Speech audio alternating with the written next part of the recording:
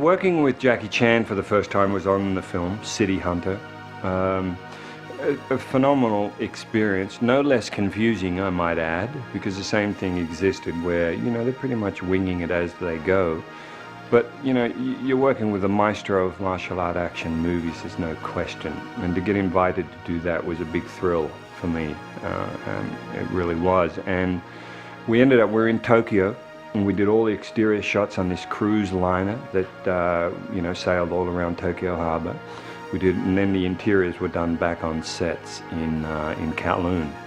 And to work with Jackie and see really up hand, of course, you know, having worked on Twinkle Twinkle, I knew his level of excellence and the excellence he demanded of anyone around him. I mean, little fights I did, even that was an experience. But to work with him on City Hunter and do a fight that took 6 weeks to shoot, I really appreciated why his fights look as phenomenal as they do, because he will not accept anything less than perfection as far as perfection can be achieved.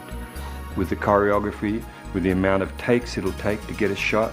I mean, 3 or 4 moves, as I said, may take 2 days, 3 days to shoot, if he feels that's how long it's going to take to make it right. And to see firsthand his athletic prowess, the creativity in the choreography, I mean, it's an eye-opener. It's something you'll never see in the States, because as you know, even on big movies, to shoot a fight scene, admittedly it was a long fight, nearly 6 minutes long, but they'd still only shoot that in a matter of days. I mean, this was 6 weeks, because he knows that's what his audience want to see. So it was a treat, but difficult. I mean, to say it was fun during the shoot, you know, I'd be lying, because it's just hard work. Because you're doing their choreography with their time, with their techniques, and you're doing it so many times, and you're working 18-hour days and often 7 days a week. I mean, that's tough.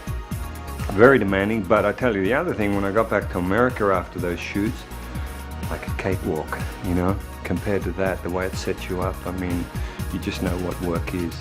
But again, I want to emphasize, to work with someone like Jackie Chan on that sort of a movie, again, you're working with the maestro of martial art action movies, and just an absolute thrill.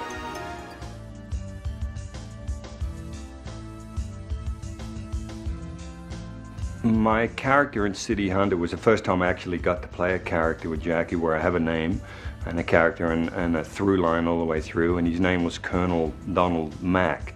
And basically I'm like a terrorist, you know, it's almost like Die Hard on a ship, where myself and my boys infiltrate, get on board the ship, take over, and end up sort of knocking a few people off, as it were, and having a bit of fun, and Jackie ends up sort of taking us all out.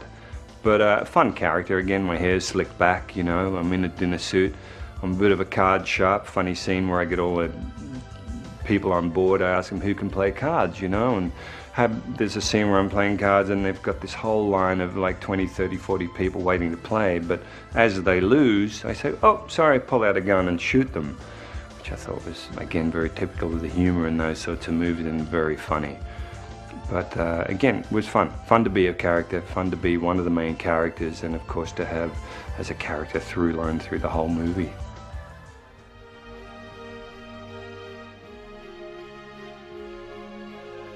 You find when you do a Hong Kong movie is they literally have no script. They write the script day by day as they go, which means as an actor I have no idea what I'm going to do tomorrow or the next day or whatever, and they don't even know, which again makes it very spontaneous. In some ways for an actor it's kind of okay, because I go on, I've got no stress of learning lines and trying to learn paragraphs of pages. Of course I do have to learn them on the spot then. And pretty much they'll just do it over and over until you get it right. A lot of times you'll just imitate what the director wants, whether it's Jackie or Sammo, to the point of imitating facial expressions, because they've got a very clear picture about what they want and what works for them in their movies. And that's the other thing, going back to fighting too, is that you're really not there to give input on a fight. It's about what they want, because again, they're the best at what they do with Hong Kong style action, which has been proven with today's movies. So you're really there to do what you're told. And Kurata, Shoji Kurata, was a pretty famous Japanese actor that did 40 plus Hong Kong movies. He was the first one to tell me that if you want to work here, don't say anything, do whatever it is they want you to do as many times as it takes. And that would often be a minimum of 30 takes per setup, which is very exhausting. But when they choreograph it, they figure if you do it long enough, you'll eventually get it. And it's their way, and if you go there, you got to realize you're on their set, and they do it best. They absolutely do it best. They're the most creative in the way of humor, in the way of wire gags, in the way of doing stuff that you would never normally do, which is why it's so much fun to do a movie with Jackie Chan.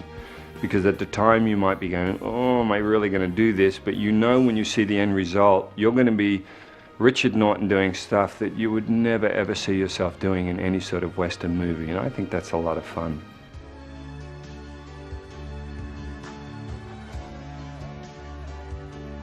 Wong Jing was directing, I would say, the drama, and Jackie was directing the action. Wong Jing, of course, he's very humorous guy. He's into comedy and everything else. Very, very creative, and still to this day. In fact, you know, working on City Hunter came as a result, of course, you know, Jackie knowing my work, and of course Wong Jing knowing my work after Magic Crystal, which is the film that he directed. My funny recollection of Wong Jing, again, and the style of Hong Kong movies, is being in the makeup every day and having this guy lying on one of those banana lounges, you know, like you'd lie out in the sun by the swimming pool. In the corner of the makeup lounge, he's Wong Jing cracking up because he's writing that day's script and the funny gags that he wants to shoot. And then he'd give them to somebody and they'd take them on the set. He often wouldn't even go on the set, and somebody else would just shoot them. And I thought that was hilarious. I thought that was just so typical of Hong Kong movie making. But that's the way they would do it, just scene by scene by scene as they saw fit, and make it all work. Again, when it got down to the action, of course, that, you know, which again is very much Hong Kong style. It's got to be more of the style in the States now, but you always have two directors. You'll have an action director and you will have a dramatic director. So Wong Jing was there for the dialogue, the humor, and all of that sort of stuff. He would leave whenever the action started, and Jackie and his stunt boys would take over, and that's the way it worked.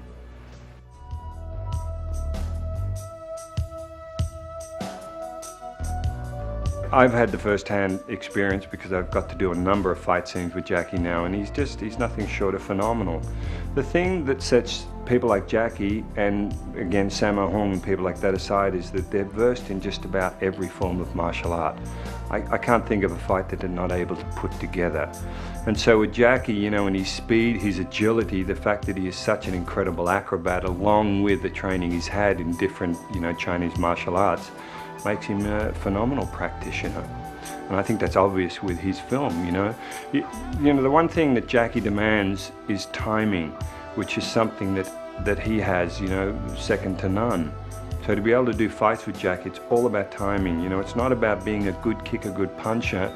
He won't use you unless you have the timing that will work for him and with his type of choreography. And so you put all those things together, you put his incredible physical condition, his acrobatics, you know, the way he moves, you know, with his martial arts and the traditional martial arts all mixed in, it just makes up one explosive package.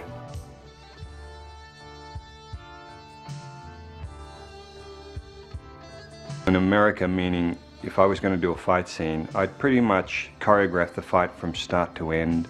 You'd do a master shot, you know, wide shot, so the editors know what's going on, everybody knows what's going on, and then you go and do your coverage. But it doesn't happen in Hong Kong. They don't know what they're going to do after the first, say, 3 moves. So it's done purely as you go.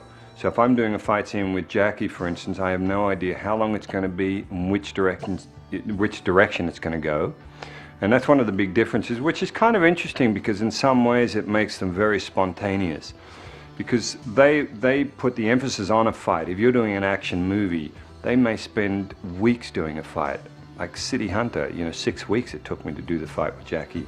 They'll go in and watch the dailies and they'll decide whether the fight needs more action, needs to be longer, needs to be shorter, or if some particular technique was no good, and they'll go and shoot accordingly.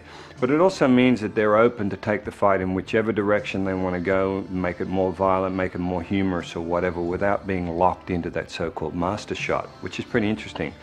And the other big difference, of course, is contact. Depending on the movie in Hong Kong, there is a lot of physical contact. I mean, they want to see bodies fold, and you've got to be in good shape to be able to take that. It's not for wimps, that's for sure. Whereas in America, you know, it's all about the illusion of camera. You know, if you're going to be hitting me in the body, it'll be stopped just on my body and I'll react, let some air out in with the right sound effect in. You'll never know that I wasn't hit. Hong Kong. They want you to be actually hit, so it's almost like a real sort of reaction.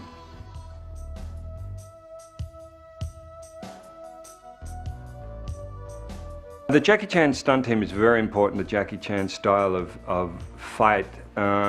He is still a leader though. I mean, they will still all wait for Jackie to come up with the ideas, and of course they will be there to add input and to tweak it a little bit.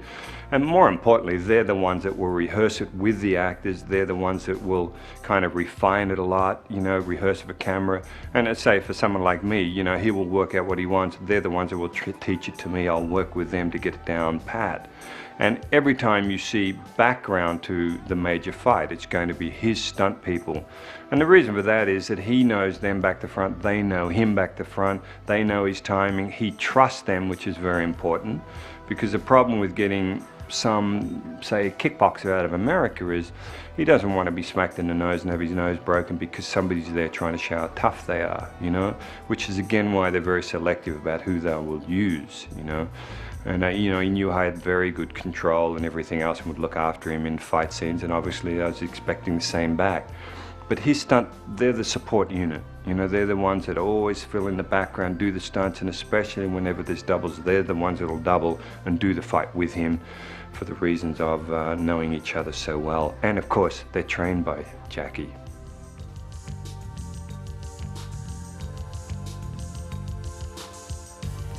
The scene where I lose the dinner jacket and reveal the sticks and end up in my shirt, it was fun. And I remember when Jackie first showed me what he wanted, I thought, oh my goodness, you know, that's kind of difficult move. But, you know, I appreciated it. He said, look, I really want you to look good, which, you know, which was great. Like, he had that concern that for me as Richard Norton in his film, he wanted me to look good, let alone for the movie itself. And so that alone gave me the sort of zeal to really work hard on, you know, rehearsing that bit of action. But a lot of it's technique, you know. If I was to look at that and work out how to do it, watching the film would be difficult. But of course, that's what they do best, you know. They'll show you how to do it. They'll let you rehearse it as many times as it will take and shoot it as many times as it takes to get it right, and away you go. You know, of course, what the audience sees looks like it was done in one take, but far from the truth.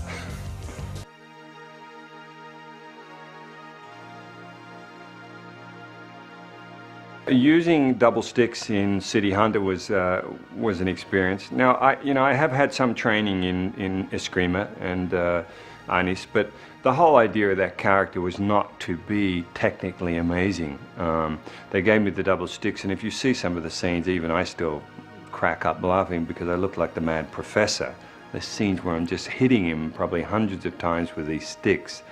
So it was meant to be, again, a lot of fun, a little cartoonish as opposed to being very strict, like martial art form, you know, if that makes sense. But, I mean, that fight, as I said, I still look at that and I think the amount of time it took to shoot and how funny it is and the amount of work that went into it was good. You know, and you'll also notice, by the way, that, you know, some of it, there's doubles being used in the fight. That also is very much Hong Kong style.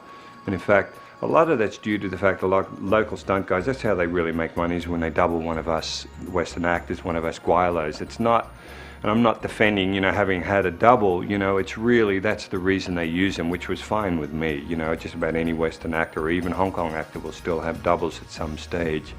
And that's a reason for that. But why I bring that up was funny, when I first had my double walk out, I had quite blonde hair, of course, and he's got his black hair, being Chinese, with a little bit of silver paint sprayed in the back. Okay, he's ready. I was like, wait a minute.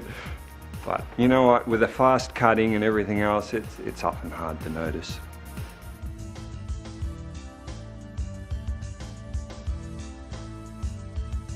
I really liked City Hunter. Now I know, as far as Jackie Chan, like diehards, some were a little disappointed because they felt it wasn't like a normal Jackie Chan movie. But I think the whole idea was to make it even appeal to a younger age than he would normally appeal to. The type of humor and the way it was set up was not as hardcore as a lot of his other movies because, you know, as we know, it was based on a Japanese comic book character. A lot of that direction, of course, was decided by Wong Jing. And a lot of people, again, thought, well, it wasn't like, whatever that means, a normal Jackie Chan movie, but I thought it was hilarious. I thought it was so tongue-in-cheek and so different that I was on the floor and I took a couple of friends of mine in the film biz, you know, that'd never really seen a Hong Kong movie, and they just thought it was the best thing since sliced bread. So yeah, I loved it. I just thought it was great.